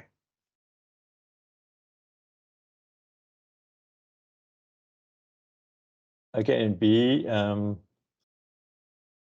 wants to combine all the paint into as few bottles as possible. Which bottle would be the best to store all of the liquid? 1 liter, 2 liter, or 5 liter bottles, and why?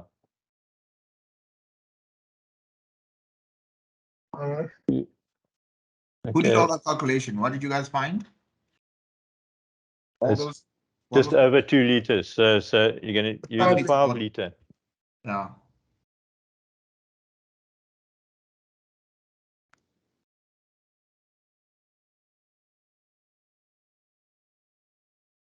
And I think we'll need a 5-liter bottle.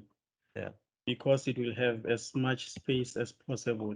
So, and then we'll have fewer bottles.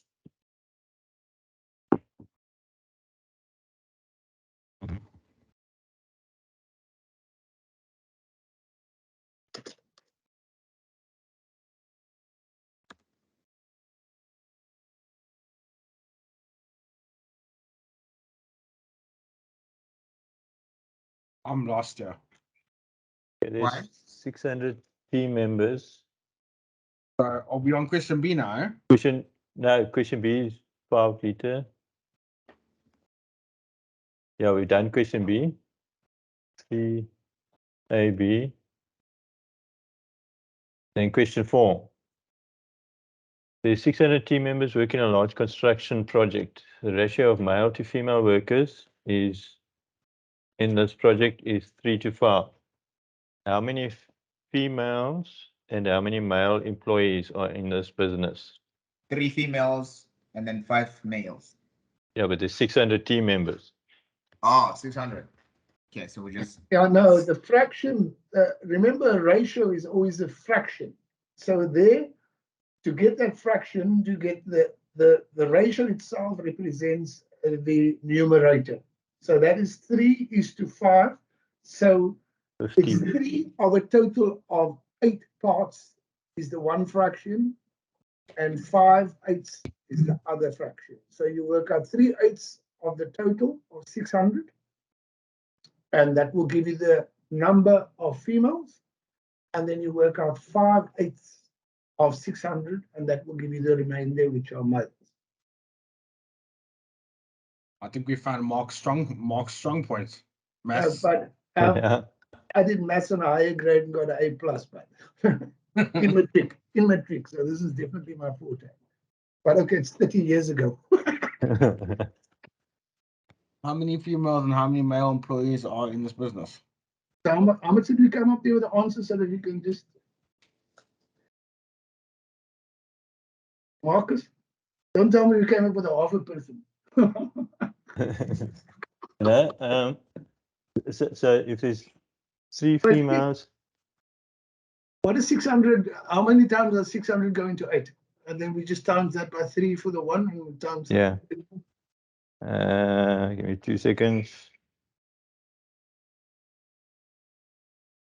Percentage calculator. 75. So it's 75. There's 225 male. 225. How many female? It's first is males to females. So males is 225, and then the balance will be, what's it? Yeah, will be female. 375. 375, yeah. Okay, male and 375 females. Okay.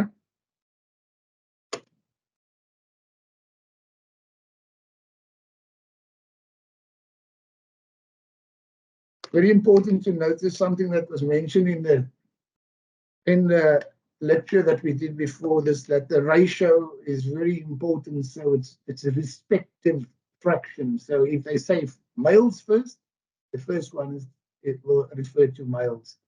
But this is looking for 3 marks. Huh? It's looking for 3 marks, yeah.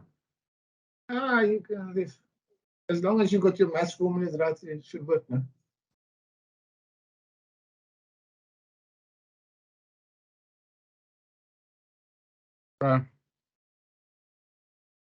I think probably just to recognize, one of your marks will be is to recognize that 3:5 is the same as the fraction 3/8 and 5/8. In other words, 3/8 plus 5/8 gives you 1.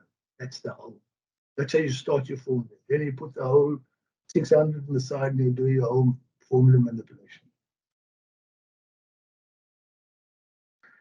Marcus, move on, but is everybody on board here? Because this is quite, I don't know, I'm finding this part quite easy.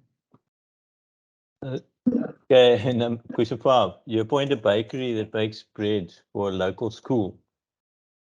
For a feeding scheme project you are running for the community, you buy raw materials for your bakery from millers who are your suppliers. They sell the flour at 10 Rand a kg, but you require 50 kgs to produce 100 loaves of bread. Okay, so 10 Rand a kg. What will the cost of the 50 kg of raw material? What will be the cost of 50 kgs? Okay, it's 10 Rand a kg times 50.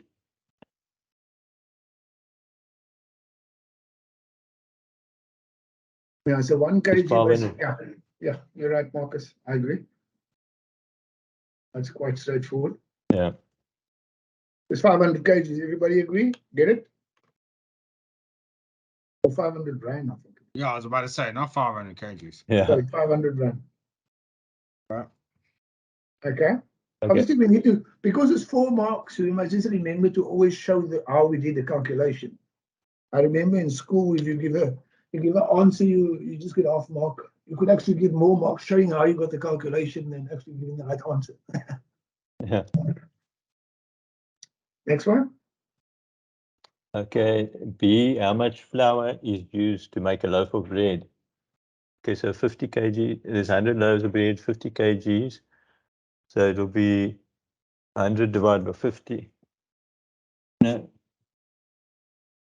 50 kgs. 50 divided by 100. 50 divided kgs. by 100. That's 100, yeah.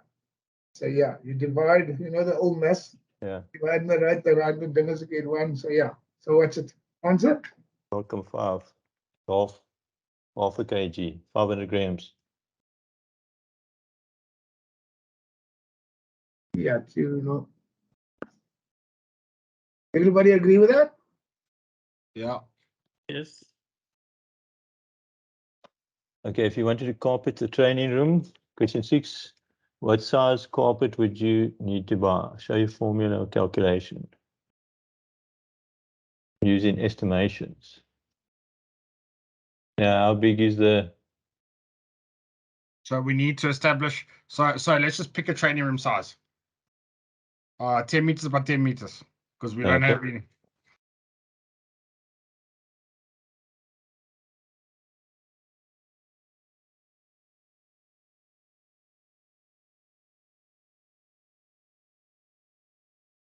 Okay, so 10 by 10, so it's going to be 100 square meters Yeah. of carpet. Aren't we lucky we have such a nice size training room, huh? Yeah. Okay. 10 by 10, 100 meters. Okay, that's a ton. Now, 7, calculate the following. Show your calculations. 27% of 333.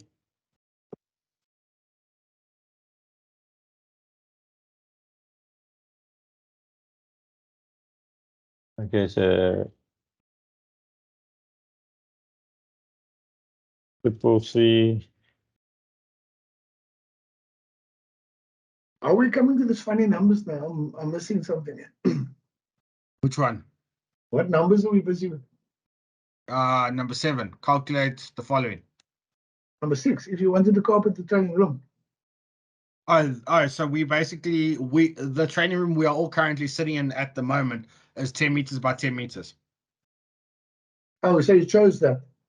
Yeah. Yeah, Because- can't you see the training room we're in? Yeah. Mark, don't overthink it. It's maths. Stay there. Keep your mind here. Stay with us. So what did this come out here with 100? Yeah, that's how Yeah. big our training room is.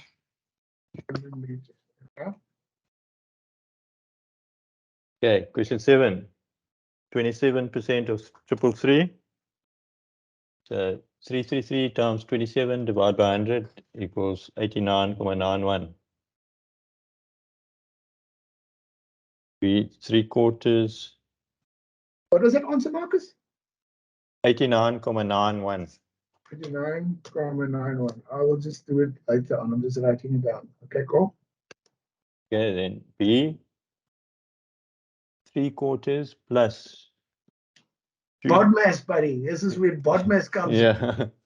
2 divided by 5 first, and 4 divided by 7, and multiply the values in the brackets first, and then you add it to 3/4. Yeah.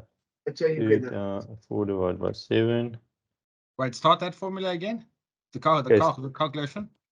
2 divided by 5. Which is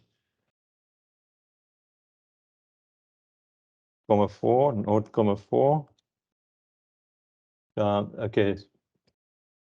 Which is 4 divided by 7. Yeah. 4 divided by 7. 0.57. 0.57 you said, eh? Yeah, 0.57. So it's 0.57 times, what did you say? Times 0.4.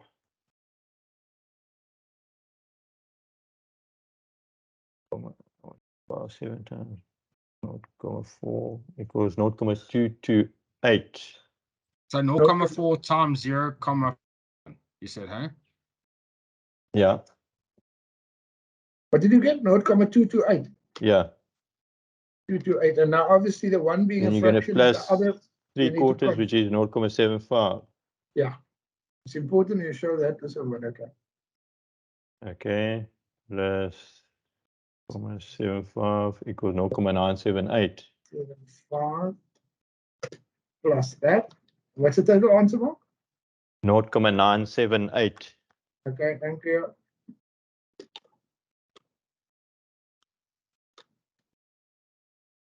Oh, okay.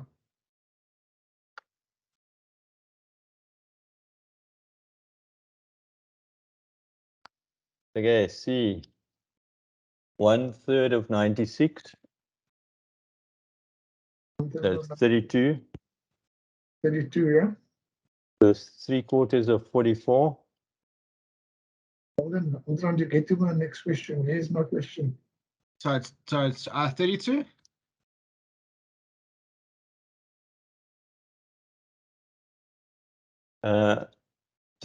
Okay, it says 1/3 of 96 plus 3/4 of 44 minus 20% of 110. Okay, so first of all, 1/3 of 96 is 32. So it's 32 plus, Okay, 3/4 of 44. that's Yeah. 1133. Plus 33. Yeah, plus 33. So it's 32 plus 33. Yes, minus. So 20%, that fraction would be a fifth. 5 goes in there twice 2. It's 22. Was 22. 44 minus 22 is 22 is what I get. What are we minusing now? Where did we get the minus now? 1/3 of 96 plus 3/4 of 44 minus 20% of 110. And the final answer is 22, 55, 85, 87. What do you get, Mark? 20% of 110 is 22, eh? Because 60, 80, no, 30, 65 minus 22. 65 minus 22. So it's 43. I got 52. Okay, 1/3 of 96. Everybody got 32. Okay, yeah. 32. Right? Then it's Plus plus. 3/4 of 44 is 33. Correct. Right? And then 44 you can't look at first. You must first get what is 20% of 110. And Mark, you work that out as it looks to me like it could be 22. Yeah, 22. 20% of 110 is So 22. 44 minus 20. 44 minus 22 leaves you with 22. No, where you get 44 from? It's 3/4 of 44. Oh, I didn't see that. So No, 1/3 you're of reading that wrong. 96 You're plus reading that wrong.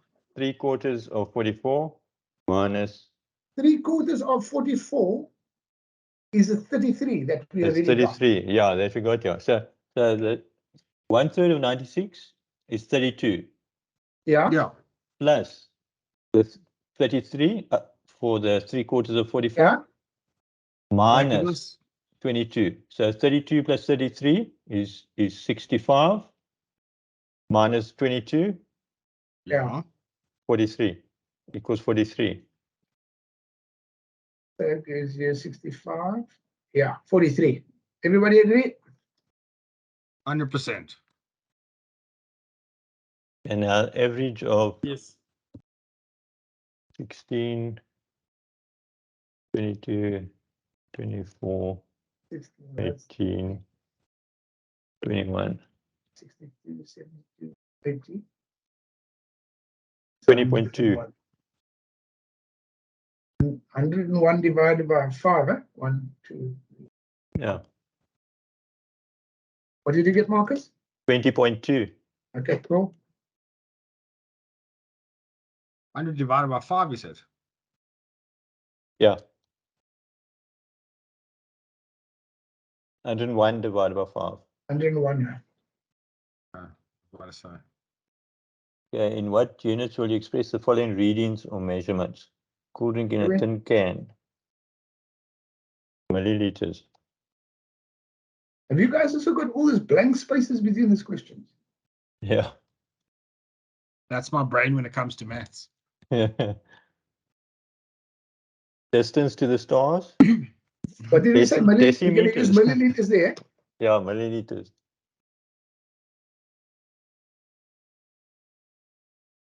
Distance to the stars, light years. I was going to Yeah. say light years. Mass of a packet of sugar, grams, or yeah, you get kilograms of sugar. So mass of a packet of sugar. So grams or kilograms. I would say grams. I would say grams and kgs. Unless you, yeah, you could get that big packet. Okay. We buy Because ours. I buy kgs. Speed of a bullet, meters per second. Isn't it feet? Where you living? Are you in America? What? Yeah, it is feet. I googled it. It's feet because I know But when I'm Google is shooting. American. Okay, we'll say meters. Use outward. Next, you're going to say temperatures in Fahrenheit as well. Yeah. 4 feet per second. Temperature in Celsius, right? Yeah, Celsius. Water in a drum. Fahrenheit. Water in a drum. Liters. Breadth of a room. Square meters. Oh, no, meters, sorry. Size of farm. Acres. Hectares, acres. Capacity of a truck. Tons. Capacity is horsepower, isn't it? Marcus? I don't know. Is this capacity how much the truck can hold, or The truck can also Capacity. be because the I truck think can it's also be engine liquid capacity. form. It I depends would because say- I think it's engine capacity. no, I wouldn't say engine capacity. I would say liters. Load. What? Let's Google it. Weight. Payload capacity. The What payload is it measured capacity. in? Joules. Pounds, gross vehicle, single X, pounds. No, not pounds. What is the It's- answer for capacity? What did we come up with? I found payload, and that's I've heard that before. Yeah, it's payload. So it's basically what goes in the back. okay? So tons, or it's a truck.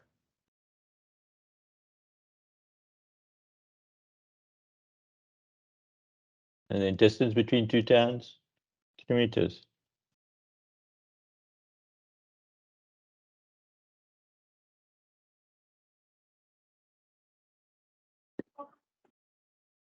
Marcus?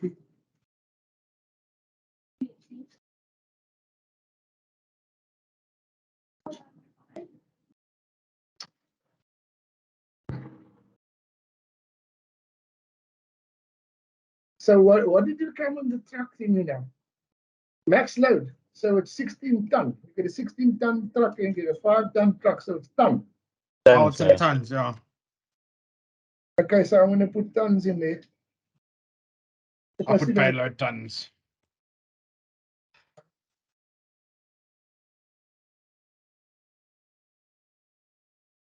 And then the last one, distance between two towns, kilometers. Yeah. So, is that it? No. We still got. Are we done? You've got Oh, four we're in the back done. to Yeah. four. Sorry, we're done. Might as well move on to the next one too. It's going so well now. Yeah, let's just get this module done. Flip.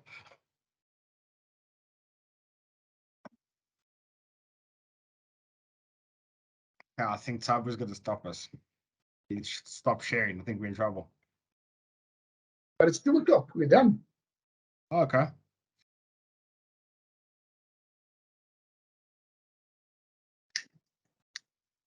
Look at us working as a group. So what is the order of symmetry, guys? For the triangle. So as I understand, it's so if you take a straight line from each direction of it, so from corner to on top to bottom. So triangles symmetry will be 3.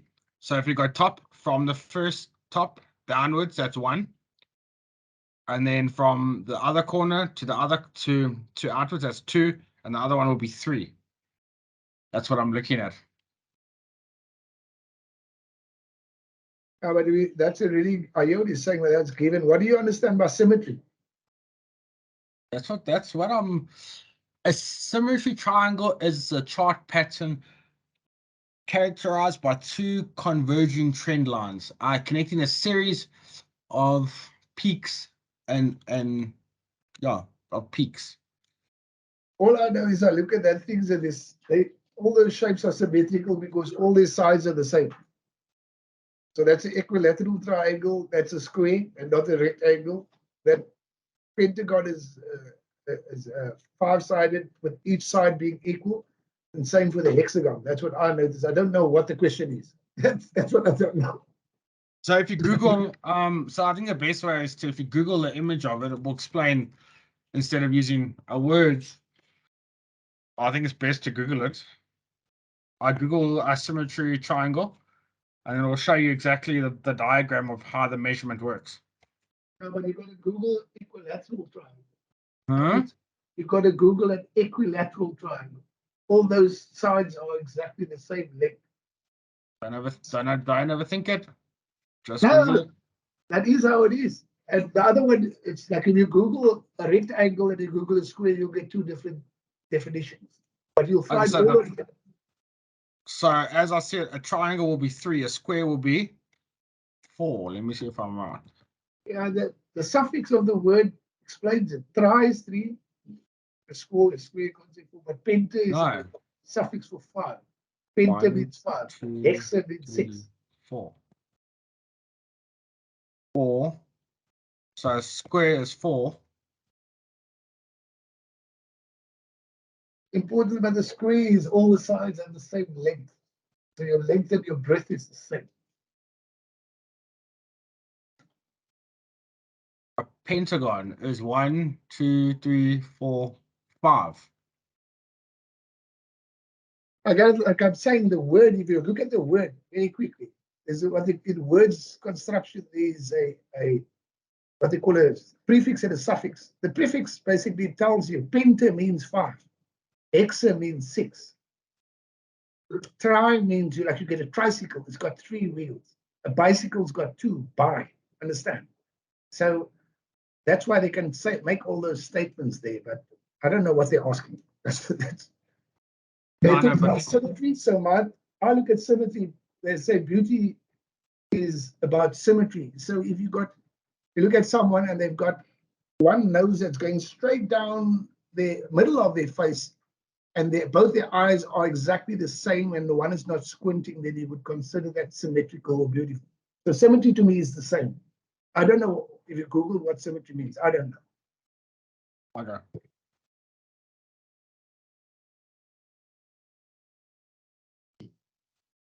So according to, a triangle is equivalent to 3, a square is 4, pentagon is 5, and hexagon is 6. It's not much different to the sides of it.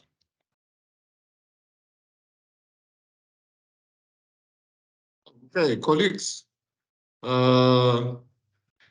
Very interesting interaction there. I can tell the maths in you, it's very powerful. Wow, you know your maths very well. I've been listening, and yeah, you are good at mathematics. The only thing I'm good at.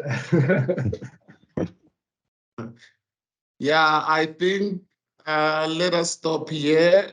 I think activity number 4 will continue next week. That'll be it for now, because we are here until 2. I don't know whether you wanna still go on with activity number 4. We can resume activity number 4 next week. Yes, I think that would be great. Thank you. Oh, that's good. Thanks. Can I Yeah, just we'll ask one question that's actually been confusing me through the whole? I know it's going back, but you know, when we did our summary on formative activity 2, I'm very confused why they do mention there are hazardous materials in the park. Okay, but yeah. what has that got to do? I'm not understanding what that has got to do with the request for the RFQs. I don't understand, because it says clearly that me and my team will collect, whether this be soos hulle sê nou in Afrikaans, hulle rook 'n dagga-pyp is bottlenecks lying in there, or heroin addicts that have been using syringes. That constitutes dangerous materials in the park. It's got nothing to do, in my mind, or my view, the way I see it, it's got nothing to do with me requesting a tender to break down a building and remove the rubble. I do understand what you're talking about, the safety in terms of the vehicle that's used and that the brick could fall on someone's head. And yes, Yeah. But I don't understand why you mentioned the hazardous stuff cannot go into the landfill site. Because it's that human is waste. what has to do with the tender. Sorry? It's a human waste. It's from a toilet. You need to properly dispose of it. Yeah, exactly. Oh, you're Very talking about interesting question that you are the come up. actual You crap. are I coming didn't up. think about that. Thanks, Gareth. You're talking about the actual crap that might be stuck in the toilets, though. Yeah, the poo. Okay, that makes sense. Okay. That's Yeah, clear There's enough. a drainage system maybe under the structure, under those old Yes. toilets. Okay, sorry, I missed that totally. I never even considered. Thank you so much, guys. That's all. Help me understand that, because it's been bugging me the whole time. I can't figure out what it is. And you may want, Mark, you may want to outsource it as well as a private a project where you get the, the septic trucks that they will come And pump up the crap out, yeah. You know? Yeah. We got the thing like that there in Betty's Bay, where they don't actually use drainage. They got what they call sewage tanks, and these tanks come and collect. Yes. So I do Yes. understand now. It makes more sense. I just totally forgot about the actual sewage. Thank you so much. Now, colleagues, I think I will stop here. We'll resume it next week and see how far can we go, because at least today we have done 2 activities and it was a carryover from the last week. So precisely we have done 2 activities, and let us see next week. And obviously going in depth with the theory as well. And yeah, I think we can stop here for today. Okay, thank you. Cheers. Thanks, guys. Okay. See you next week. Be safe, everyone. Thank you. Thank you. Bye. Bye-bye. Cheers, everyone. Enjoy your day. Bye.